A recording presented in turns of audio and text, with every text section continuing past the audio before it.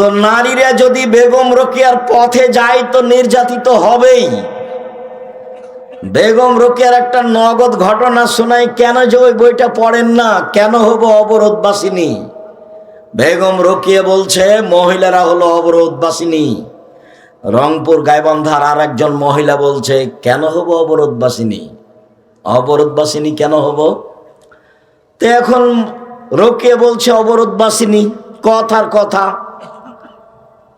Naogaon train স্টেশনে 8-10 জন মহিলা হজ করতে যাবে, তো ওদের সাথে মাহারাম আছে একজন, তো ওরা খুব পর্দা করে, তো তখন একটা বড় চাদর দিয়ে মহিলাদেরকে ঢেকে ওই মালিক চলে গেছে।